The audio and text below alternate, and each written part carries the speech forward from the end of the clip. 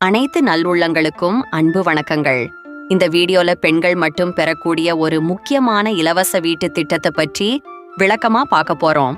இது போல நமக்கு உரிமையாக கிடைக்கக்கூடிய வாய்ப்புகள் வாழ்நாளில் ஒரே முறைதான் வருகிறது. அதனால இந்த வீடியோவை ஸ்கிப் பண்ணாம கடைசி வரைக்கும் முழுமையாக கவனமா பாருங்க. அதுக்கு முன்னாடி நம்ம சேனலை சப்ஸ்கிரைப் பண்ணிட்டு பக்கத்துல இருக்கிற பெல் பட்டனை கிளிக் பண்ணி ஆல்னு செலக்ட் பண்ணிக்கோங்க. அப்பதான் நான் போடுற பயனுள்ள வீடியோவை உடனுக்குட நீங்க பார்த்து பயனடைய முடியும். சரி வாங்க இந்த திட்டத்தை பத்தி விளக்கமா பார்க்கலாம். முதல்ல இந்த திட்டம் யாருக்கெல்லாம் பொருந்தும் அப்படின்னு பார்ப்போம்.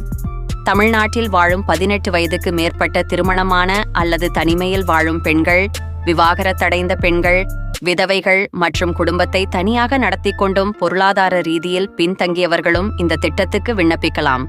குடும்ப வருமானம் ஆண்டுக்கு 2.5 லட்சம் ரூபாய்க்குள் இருக்கணும். இந்த வீட்டு திட்டத்தின் முக்கிய நோக்கம் பெண்களுக்கு பாதுகாப்பான ஒரு தங்குமிடம், தனி உரிமையோட ஒரு வீடு கொடுத்து அவர்களுடைய வாழ்க்கையை ஒரு புதிய அடித்தளத்தில் உயர்த்துவதுதான். இந்த வீடுகள் அரசு செலவில் கட்டப்பட்டு முழுமையான உரிமையுடன் அந்த பெண்ணின் பேரிலேயே வழங்கப்படும். எந்த ஒரு கூட்டுரிமையும் இல்லை. அதாவது அந்த வீடு முழுமையாக அந்த பெண்களின் சொத்துதான். இந்த வீடு கட்டப்படும் இடம் என்பது மாவட்ட வளர்ச்சி அலுவலகம், நகராட்சி, ஊராட்சி, ஒன்றியம் ஆகியவை தீர்மானிக்கும் திட்டப்பதிவுகளின்படி இருக்கும். பொதுவாகவே பள்ளி, மருத்துவமனை, பஸ் நிறுத்தம், அத்தியாவசிய வசதிகள் இருக்கும் இடங்களில தான் இந்த வீடுகள் கட்டப்படுது. விண்ணப்பிக்க வேண்டிய வழிமுறை என்ன பார்த்துருவோம் வாங்க.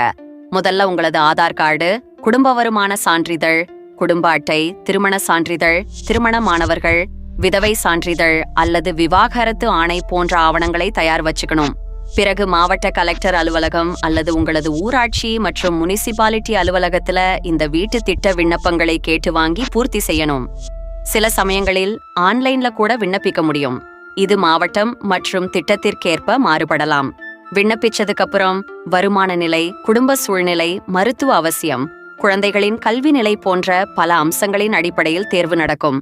ஒரு முறை தேர்ந்தெடுக்கப்பட்டதுக்கு பிறகு வீடு கட்டும் பணிகள் தொடங்கும். சில திட்டங்களில் அந்த வீடு கட்டி கொடுத்து தருவாங்க. சில திட்டங்களில் வீடு கட்ட பணத்தை நிதியாக வழங்குவாங்க. முக்கியமாக இந்த வீட்டு திட்டங்கள் ஊழியர்களின் உறுதி, அரசின் நிதி ஒதுக்கீடு மற்றும் மக்களின் ஆதரவினால்தான் பயனளிக்கின்றன. அதனால இந்த வாய்ப்பை சரியாக பயன்படுத்துங்க. உங்க எதிர்காலத்துக்கு ஒரு நல்ல தொடக்கம் இது. இந்த வீடியோ உங்களுக்கு பயனுள்ளதாக இருந்தால் லைக் பண்ணுங்க, உங்கள் நண்பர்களுக்கும் ஷேர் பண்ணுங்க.